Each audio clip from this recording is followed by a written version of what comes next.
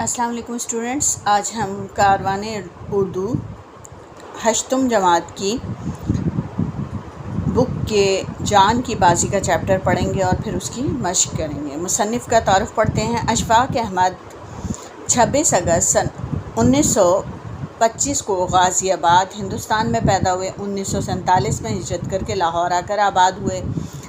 Government college Lahore سے اردو ادب میں ایم اے کیا۔ آپ نے 20 سے زیادہ کتابیں لکھیں، افسانے، ناول، ٹی وی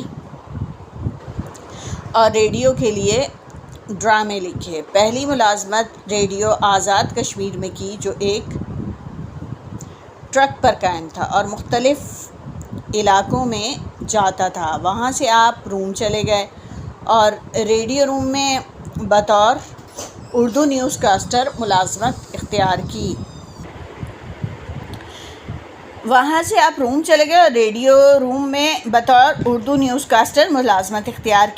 آپ 2 سال تک دیال سنگھ کالج لاہور میں پڑھاتے بھی رہے۔ یورپ میں قیام کے دوران آپ روم یونیورسٹی اور جرمنی میں اردو بھی پڑھانے لگے۔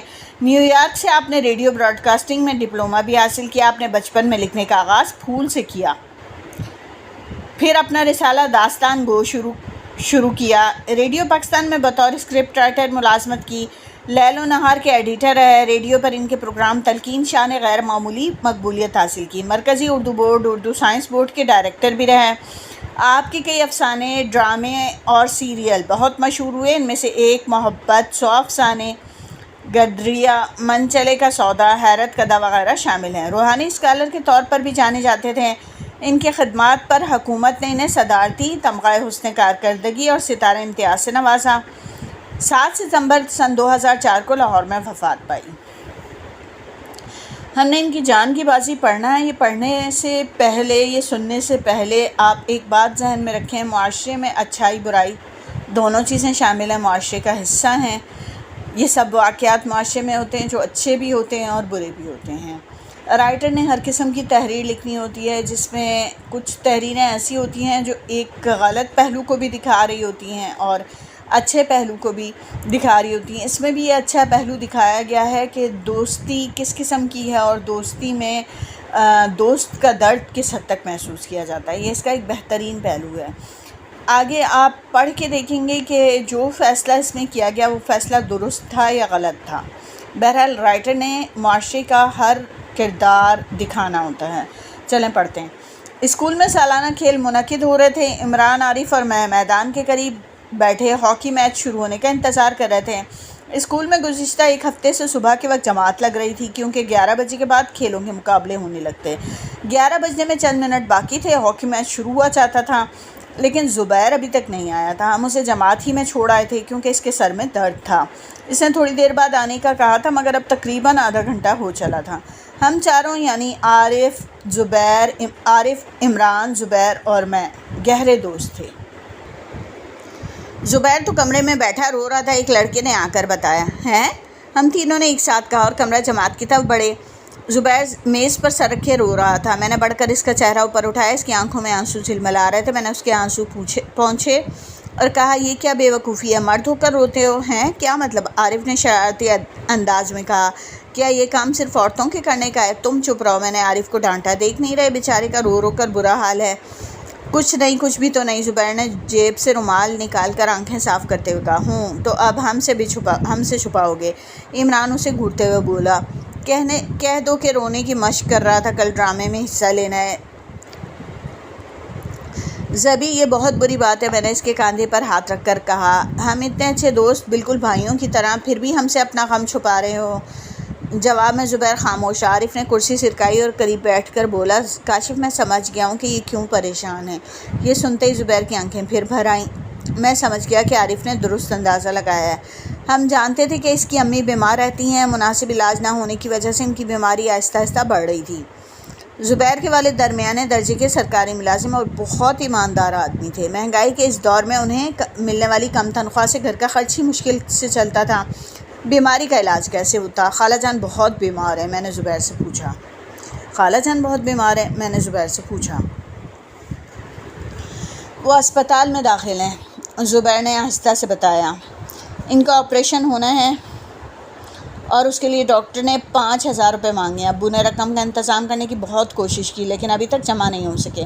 یہ سن کر ہمیں بہت افسوس ہوا مگر ہم بھی اس کی کوئی مدد نہیں کر سکتے تھے۔ عارف اور عمران بھی یہ سن کر بہت پریشان ہو گئے۔ میں دل سے چاہتا تھا کہ زبیر کی مدد کی جائے لیکن کیسے، یہ سمجھ نہیں آ رہا تھا۔ ہمیں یوں سر جھکائے دیکھ کر زبیر اٹھا اور باہر چل دیا۔ ہم اداس نظروں سے اسے جاتا دیکھتے رہے۔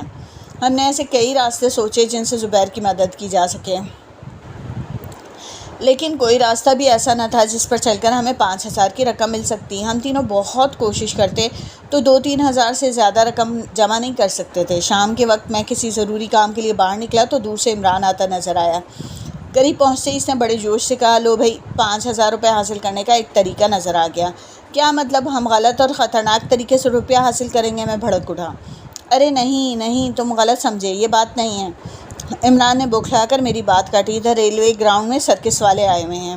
ہاں آئے تو ہوئے ہیں، پھر آج انہوں نے ایک اشتہار لگایا کہ موت کے کنویں میں جو آدمی ان کے ملازم سے زیادہ بلندی تک موٹر سائیکل چلائے گا اسے 5,000 روپے انعام دیا جائے گا، مگر اس مقابلے میں ہمیں کیا فائدہ؟ ہم اس میں حصہ نہیں لے سکتے۔ میں نے مایوسی سے کہا۔ تم لے سکتے ہو، عمران نے ڈرتے کہا۔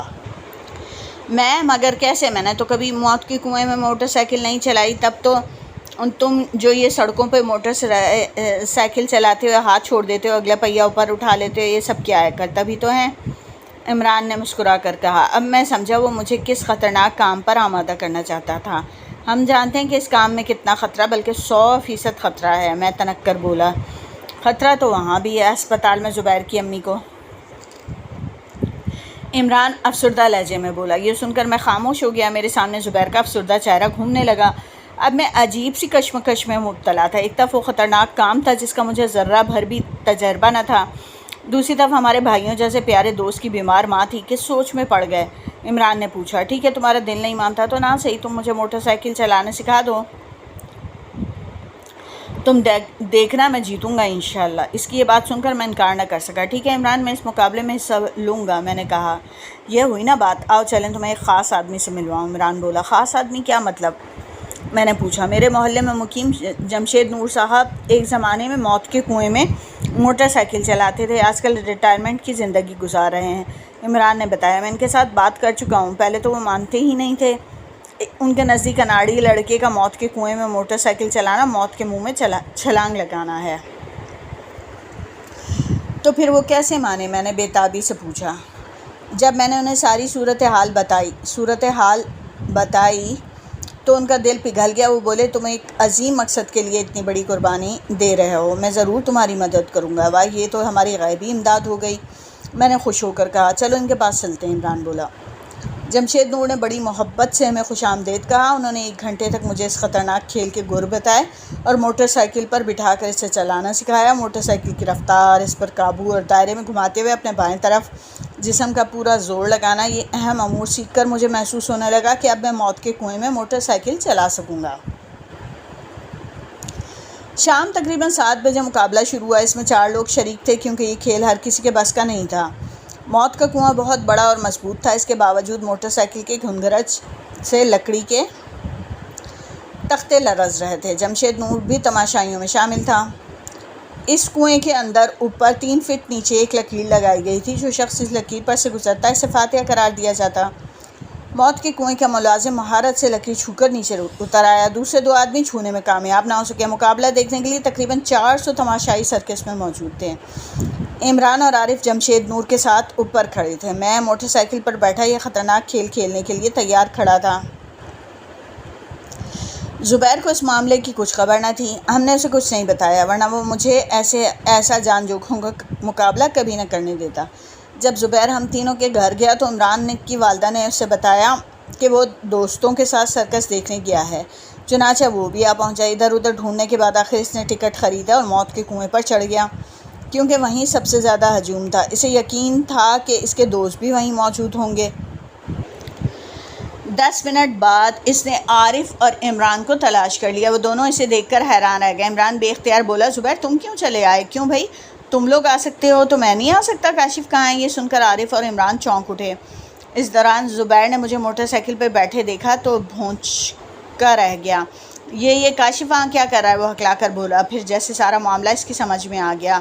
اس نے بھی وہ اشتہار پڑھ رکھا تھا۔ زبیر سمجھ گیا کہ میں اس کی امی کے آپریشن کے لیے 5,000 روپے حاصل کرنے کی کوشش میں موٹر سائیکل چلانے لگا ہوں، لیکن اتنا خطرناک کھیل وہ تھرا گیا اور پوری قوت سے چلایا، کاشف ایسا مت کرنا، لیکن لوگوں کا شور اتنا تھا کہ کان پڑی آواز سنائی نہیں دے رہی تھی۔ وہ پھر چلایا، کاشف ایسا مت کرنا۔ میں نے چونک کر اوپر دیکھا تو مجھے عمران اور عارف کے بازوؤں میں جکڑا ہوا زبیر نظر آیا۔ اس کے چہرے پر پھیلا دکھ اور آنکھوں میں آنسو دیکھ کر یوں لگا جیسے آنسو میرے دل میں سوراخ کیے دے رہے ہوں۔ وہ التجا بھری نظروں سے مجھے دیکھ رہا تھا، ساتھ ساتھ کچھ کہہ بھی رہا تھا، لیکن شور میں مجھے کوئی فکرہ سنائی نہ دیا۔ اس کی بے چینی اور پریشانی دیکھ کر میرے آنسو بھی آنکھوں کی قید سے رہائی پانے والے تھے کہ میں نے سر جھکا کر موٹر سائیکل چالو کر دی۔ عارف اور عمران نے زبیر کے بازو پکڑے ہوئے تھے، وہ ان کی منتیں کر رہا تھا۔ عارف دیکھو، کاشف کو روک لو، اسے ایسا نہ کرنے دو۔ وہ اپنے آپ کو ان سے چھڑاتا اور کبھی منتیں کرتا۔ اس کی حالت دیکھ کر ان دونوں کے بھی آنسو نکل آئے۔ ارد گرد کے لوگ انہیں تعجب سے دیکھ رہے تھے۔ جمشید نور صاحب نے اس کے سر پر ہاتھ پھیر کر اسے دلاسا دیا تو زبیر روتا ہوا بولا، بابا جی سے روک لیں، وہ مر جائے گا، میری امی تو ٹھیک ہو جائیں گی، یہ کہہ کر پھوٹ کر رو دیا۔ جمشید نور صاحب نے تسلی کے ایک دو فقرے کہے اور اسے سینے سے لگا لیا۔ اب عارف اور عمران دل ہی دل میں پریشان تھے کہ کاش وہ مجھے اس کام پر آمادہ نہ کرتے۔ ادھر میں موٹر سائیکل بڑی کامیابی کے ساتھ لکڑی کے تختوں پر گھما رہا تھا اور ہر چکر مزید بلندی پر چڑھتا چلا گیا۔ میری آنکھوں میں روتے ہوئے زبیر کا چہرہ تھا، بس ایک شعلہ تھا جو میرے سینے میں لپک جاتا۔ میں بڑے جذبے کے ساتھ مقررہ لکیر تک پہنچ رہا تھا۔ آخرکار میں نے اسے چھو ہی لیا۔ لوگوں نے تالیاں بجا کر مجھے خوب داد دی۔ اب میں لکیر سے بھی اوپر موٹر سائیکل چلا رہا تھا۔ لوگوں کا شور بتا رہا تھا کہ میں فتح کا حقدار ہو چکا ہوں۔ میں پھر موٹر سائیکل دھیرے دھیرے نیچے لے آیا۔ مجھے یقین نہیں آ رہا تھا میں اتنا خطرناک مرحلہ پار کر چکا ہوں۔ جب میرے ہاتھ میں 5,000 تھمائے گئے تو مجھے علم ہوا کہ میں کوئی خواب نہیں دیکھ رہا۔ انعام پا کر باہر نکلتے ہی عمران اور عارف نے زوردار نعرہ لگا کر مجھے آغوش میں لے لیا۔ زبیر ایک طرف کھڑا تھا، اس کی آنکھوں میں آنسو چمک رہے تھے۔ میں نے اس کے کندھے پر ہاتھ رکھتے ہوئے بولا، مجھے معاف کر دینا میرے دوست، میرے پاس اس کے سوا کوئی اور دوسرا راستہ نہ تھا۔ یہ سن کر زبیر مجھ سے لپٹ گیا اور روندھی ہوئی آواز میں بولا، تم نے اچھا نہیں کیا کاشف، اگر تمہیں کچھ ہو جاتا تو میں اپنے آپ کو کبھی معاف نہ کر پاتا۔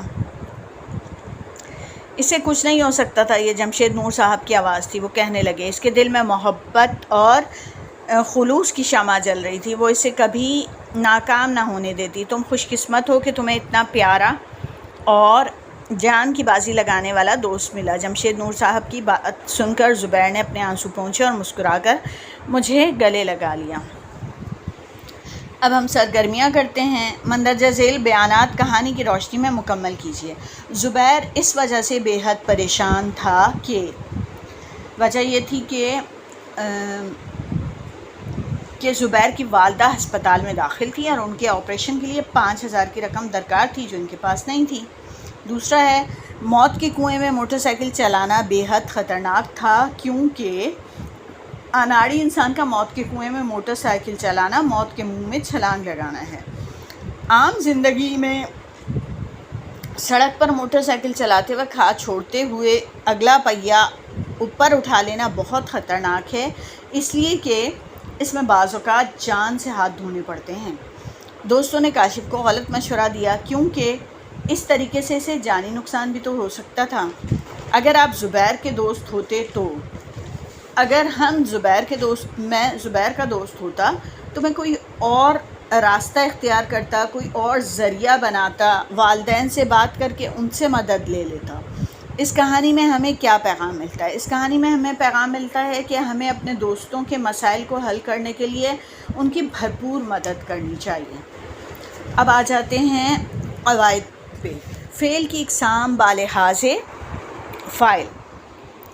فاعل کے لحاظ سے فعل کی دو قسمیں ہوتی ہیں، ایک فعل معروف اور ایک فعل مجہول۔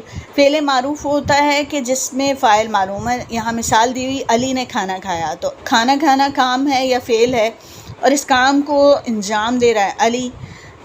بسمہ نے اپنا سبق یاد کیا، تو بسمہ اور علی یہاں پہ فاعل ہیں، تو ہمیں فاعل معلوم ہے، اس لیے اسے فعل معروف کہا جائے گا۔ اب ہم فعل مجہول کرتے ہیں، دیکھتے ہیں فعل مجہول۔ فعل مجہول، فعل مجہول یہ وہ فعل ہے جس کا فاعل معلوم نہ ہو، جیسے کھانا کھایا گیا، کھانا کھایا گیا، کھانا کھانا کام ہے لیکن کس نے کھایا یہ نہیں پتہ، سبق یاد کیا گیا، تو یہ دونوں فعل مجہول ہیں۔ اب ہم نے جملے پڑھنے ہیں، جو فعل معروف ہیں ہم اسے فعل مجہول میں بدلیں گے، جو فعل مجہول ہیں نہیں بلکہ ہمیں ان کی قسم لکھنی ہے بس۔ اچھا، پتنگ اڑائی گئی، اس میں ہمیں پتنگ اڑانے والا نہیں معلوم تو ہم اسے کہیں گے فعل مجہول۔ پاکستان اور سری لنکا کے درمیان دلچسپ کرکٹ میچ کھیلا گیا۔ اب پاکستان اور سری لنکا فاعل ہیں، کھیلنے والے ہیں، اس لیے یہ فعل معروف ہے۔ سمد اور فائز نے سائیکل چلائی، سمد اور فائز فاعل ہیں تو پھر یہ فعل معروف ہے۔ مل جل کر کام مکمل کیا گیا، اس میں نہیں پتہ کہ کام کس نے مکمل کیا ہے تو یہ فعل مجہول ہے۔ خط لکھا گیا، یہ بھی فعل مجہول ہے۔ ایک پراسرار کہانی سنائی گئی، تو کیا ایک پراسرار کہانی جو ہے وہ فاعل ہے؟ نہیں، یہ مفعول ہے، اس پر تو کام کیا گیا ہے، فاعل اس میں نہیں دیا گیا، یہ بھی فعل مجہول ہے۔ اویس نے خوبصورت ملی ترانہ پڑھا تو یہ فعل معروف ہے، اویس کا ذکر ہے۔ ایک شاندار دعوت کا اہتمام کیا گیا، تو کیا ایک شاندار دعوت فاعل ہے؟ نہیں، یہ تو اہتمام ہی اسی کا کیا گیا، یہ مفعول ہے، اس پر کام ہوا ہے تو پھر اس میں فاعل نہیں ہے، اس لیے اسے ہم فعل مجہول کہیں گے۔ ثنا نے لذیذ بریانی پکائی تو یہ فعل معروف ہے۔ مندرجہ بالا جملوں میں اب فعل مجہول کے جملوں میں مناسب فاعل لگا کر اور فعل معروف لگا کر فعل معروف میں تبدیل کیجیے اور فعل معروف کے جملوں سے فاعل ہٹا کر فعل مجہول میں بدلیے۔ تو اب یہ دیکھیں ہمیں دیا ہے ولید نے پتنگ اڑائی، یہ مثال ہے، تو یہ فعل معروف ہے، ہم یہ فعل معروف ہے، اسے فعل مجہول بنانے کے لیے ہم کہیں گے پتنگ اڑائی گئی۔ ایک دلچسپ کرکٹ میچ کھیلا گیا، یہ فعل مجہول ہے تو ہم کہیں گے اسے فعل معروف بنانے کے لیے ہم وہی کہہ دیں گے پاکستان اور سری لنکا کے درمیان دلچسپ کرکٹ میچ کھیلا گیا، تو یہ فعل معروف بن جائے گا۔ فعل سے فاعل اور مفعول بنانے کی اب سوال نمبر 4 ہے، مثال کی مطابقت کا خیال رکھتے ہوئے فاعل اور مفعول بنانے ہیں۔ تو ہمیں دیا گیا ہے کہ جیسے عبد بندگی کرنا، تو عابد بن جاتا ہے اسے بندگی کرنے والا، پھر معبود بن جاتا ہے جس کی بندگی کی جائے، یہ مفعول ہو جاتا ہے۔ اسی طرح نظر دیکھنا، یہ کام ہے، فاعل کام کرنے والا ناظر کہلاتا ہے یعنی دیکھنے والا، مفعول منظور کہلاتا ہے جسے دیکھا جائے۔ تو اب ہم نے سجد کے بنانے ہیں، تو سجد کا مطلب سجدہ کرنا ہے، تو فاعل بن جائے گا ساجد یعنی سجدہ کرنے والا، مفعول مسجود جسے سجدہ کیا جاتا ہے۔